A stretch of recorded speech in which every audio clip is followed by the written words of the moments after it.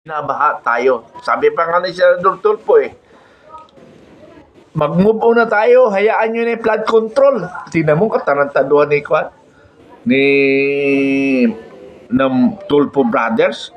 Mabuti na si Ben Tulfo, inaway niya yung tatlo. Hindi ako katulad mga tatlo na yun. Ha? Binbitag siya Ha?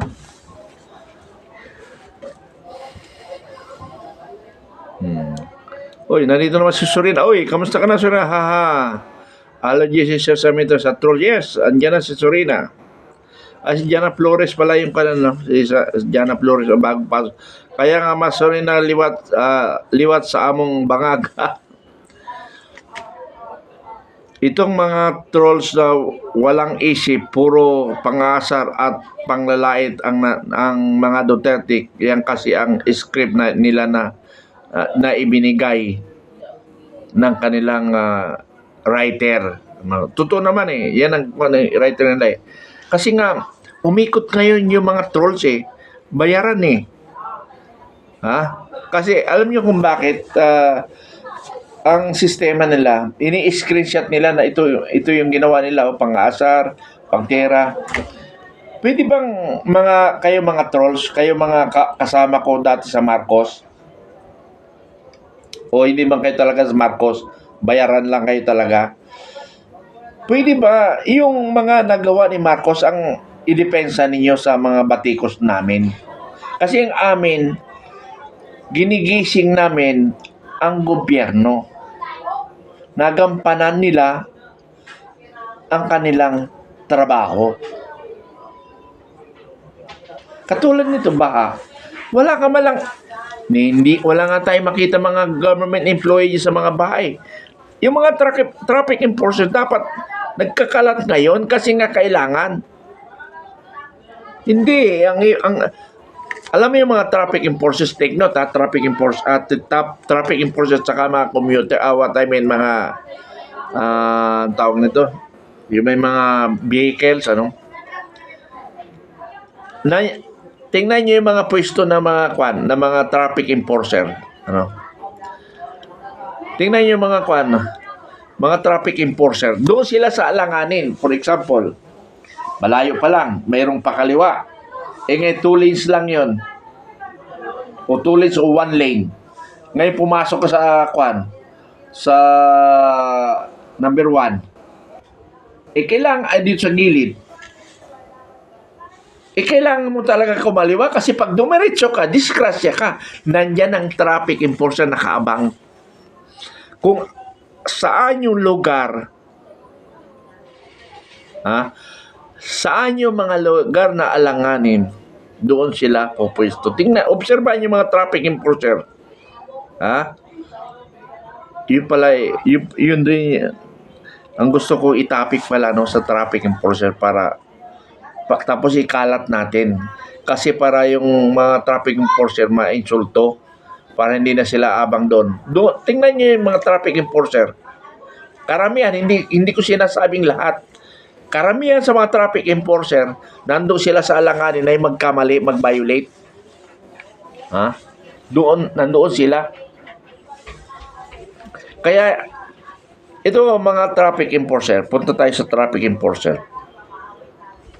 Ano ba ang duty ninyo? Ano bang mission ninyo sa pagka-traffic enforcer? Manghuli? Yung ba'y trabaho ng traffic enforcer? Manghuli? Hindi. You are there to assess the flow of traffic. You are not there only to apprehend violators. Hindi ganon. Hindi yun ang primary nyo. That is only a secondary. Kung mayroon talaga matigas ang ulo, ang titingnan nyo yung flow of traffic. Kaya nandiyan kayo sa lansangan. Ay, ang ginagawa nyo naman kasi, hanap buhay, Ay, Diyos ko, Panginoong Hesus Kristo. So, patuloy tayo. So, ulitin ko doon sa mga bagong pasok. Yung parang normal na lang sa ating yung baha. Parang normal na lang sa ating korupsyon. Parang normal lang na sa atin niya, hindi tumutugon ang gobyerno sa pangailangan ng taong bayan, especially itong sitwasyon ngayon. Wala. Pag tinignan mo lang yung baba, wala man lang ako makita sa mga media, sa mga media, na mayroong chopper na umiikot. Kami noon, ako, disaster coordinator ako ng Central Luzon noon. Disaster coordinator ako ng Central Luzon. May naka-assign sa akin isang chopper.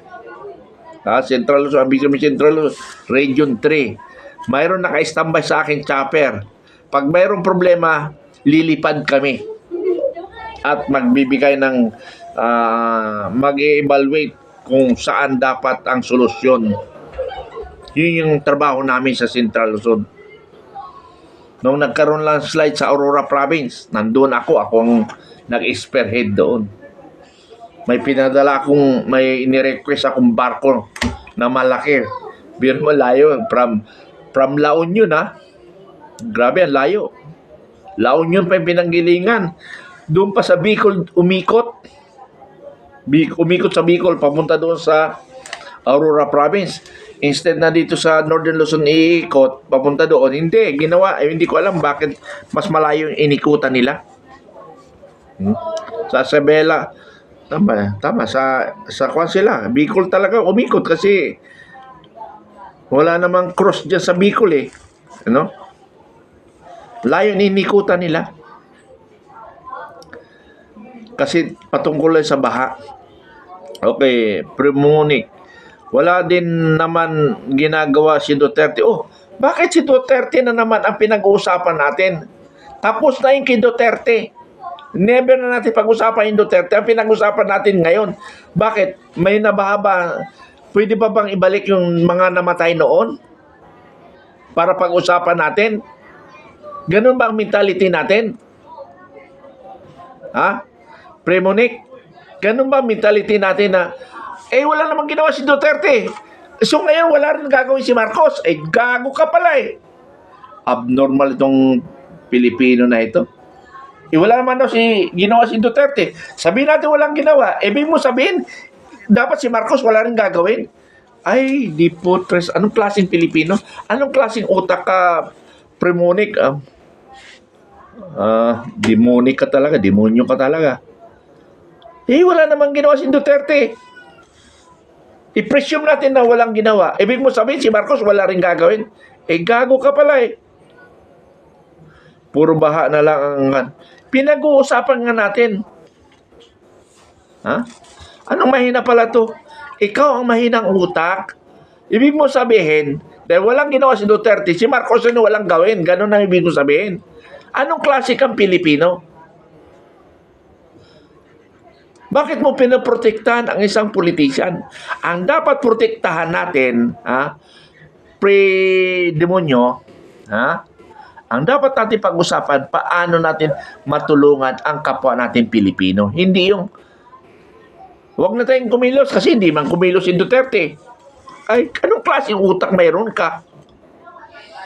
Sabi ni, Hazel Aquino, sabi ni Hazel Aquino, pati mga congressman at mga ibang official kasama na walang hiyang BBM. Diyos ko, ano ba ang nangyayari sa ating bansa? Ang point lang natin dito, Premonic, hinahanap natin ang gobyerno. Hindi si Marcos, gobyerno. Pero that is the responsibility of President Marcos. Parang katulad kay Duterte. Now, hindi naman ang pumatay si Duterte sa mga IGK victim.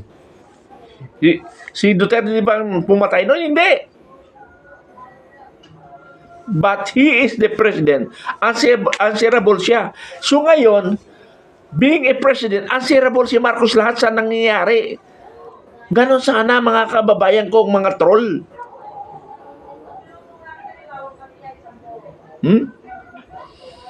Banata mo, sorry na yung si Premonic niya na parang adik rin yan. Diyos ko naman, dahil walang ginawa si Duterte sa isip niya, wala rin dapat gawin si Marcos. Anong klaseng utak na mayroon tayo? Magdebate tayo, mga trolls. Sige, labas kayo. Kasi ang pinag-uusapan natin dito, yung kababayan nating Pilipino na napababayaan. Gusto nyo ng mga troll, na hayaan nyo na lang mamatay yung mga kababayan natin, ganun. Basta si Marcos libre. Kung libre si Marcos, di dapat pakawalan natin si Pangulong Duterte doon dahil. Kasi okay naman pala eh. Okay pala Pangulo eh. Na walang pananagutan eh. Okay, tanungin ko dyan sa mga troll. Tanungin ko kayo sa mga troll. Ha? Alin ang mas mabigat? Yung namatay sa EJK o yung mga trillion of pesos na nawawala sa kaban ng bayan? Sige, sagutin nyo, trolls. Hintayin ko yung sagot nyo. Ha? Alin ang mas mahalaga sa inyo? Yung maraming namatay na EJK na pananagutan ni Duterte? Na yung pero yung mga trillion of pesos, trillion of pesos na nawawala, dapat panagutan ni Pangulong Marcos yan. Ang tanong doon, sino ang mas malala dyan? Yung namatay o yung trillion of pesos? Doon sa trillion of pesos, sobra-sobra yan. Mas matindi pa yan sa pinatay na tao. Dangan nga lang, namatay isang tao, masakit dahil namatay nga eh. Pero hindi natin nabilang yung mga namamatay ngayon. Wala nga report ngayon eh. Na kung sino mga namamatay ngayon. Sa Caloocan nga lang, sa social media kung may namatay. Pero walang report sa mystery media. Kasi nga ngayon, wala nang nagre-report na social media, yung mystery media, sa mga report sa mga nangyayari ngayon. Wala silang report. Kulang. Kung mayroon man, kulang. Hindi katulad noon, panahon before Duterte, nakapokus lahat ang media. Nakapokus lahat ang media sa mga nangyayari sa Pilipinas. Ngayon, hindi na eh.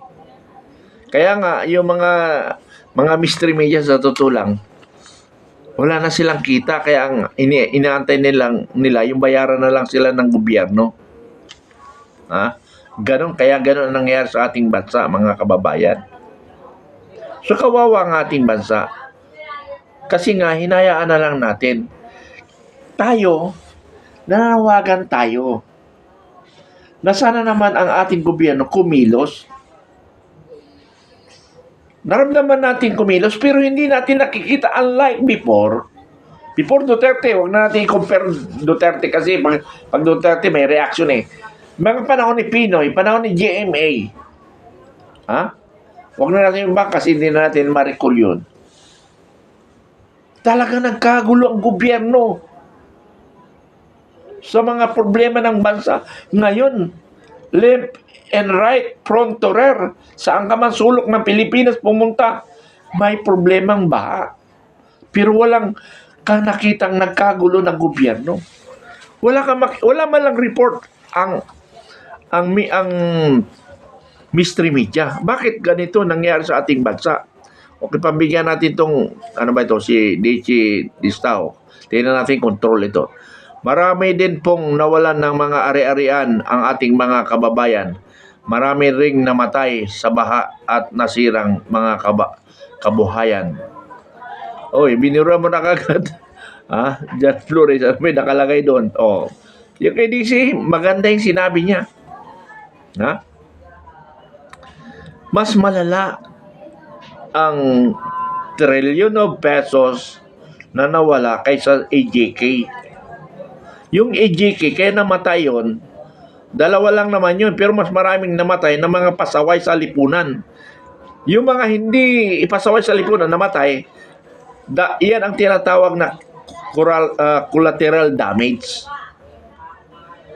Lahat ng mission kasi hindi naman perfect.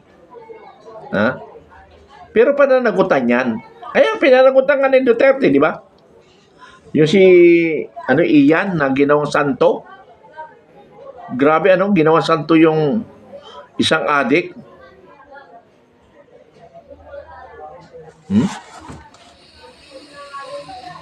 Ginawang santo na ang mga nakapatay na mga abusadong pulis nakakulong na. Tapos pinataw pa kay Duterte na natugunan. Ibig sabihin nun, kung hindi na yung sagot ni Duterte kasi may action na eh. Okay, sabi ni Loretta Pumitis, shoutout po sa ate ko na si Crystal Maydin. Oy, Maydin, kamusta daw? Sabi ni Loretta. Pa-shoutout po kay Kuya po sa Johnny Sin Pau. Puro shoutout, no? So, patuloy tayo. Ang shoutout natin, pa-shoutout tayo, tulungan ang bansa natin. Yun ang mas magandang magandang panawagan natin. Although pwede naman na nabasa ko na. So, mga kababayan,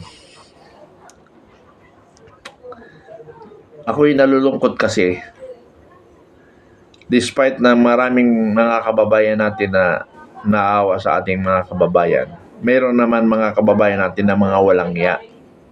Walang ginawa para sa bayan. Kung hindi, tayo pang kontrahin na tayo man ang nananawagan sa ating gobyerno na kumilos sila. Tapos tayo pang bibirahin. Dapat ang binibira nila yung gobyerno na hindi kumikilos. Ewan ko ba, hindi ko maintindihan ang ating bayan ngayon. Nung si Pangulong Marcos ang naging presidente, ang gulo ng bansa. Wala ka matinong makita. Sana naman yung mga trolls, ang ihayag ninyo, yung mga nagawa ni Marcos. Wala nga eh. Tapos sasabihin nyo, mag-research ako. Wala nga akong ma-research. Shoutout po kay Tom Bungin, sabi ni Jerry Biloso. Ha? Sana naman mga trolls, pakiusap ko lang kung mahal ninyo ang bayan nyo o bayan natin. Sana ang ipanawagan natin kay Pangulong Marcos, pagbabastunin niya lahat yung mga kabinete na hindi kumikilos at huwag nang magnakaw. Ikalimutan na natin na mastermind siya sa flood control. I-forget it. Ang importante, yung mga nasasalanta ngayon. Yun yung panawagan natin. Kaya nanawagan ako sa ating Pangulo na dati kong kasama na ipinagtanggol ko. Sana naman mahalin natin ang ating bayang Pilipinas. Siguro, Mike Pung.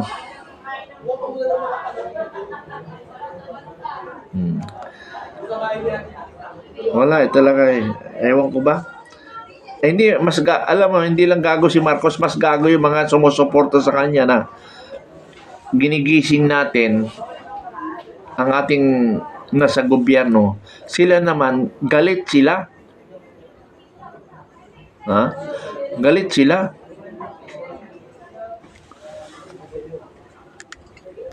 Galit sila na batikusin ang ating gobyerno. Bakit?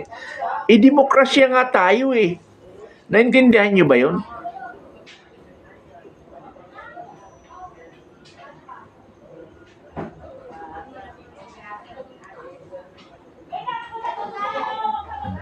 Sorry.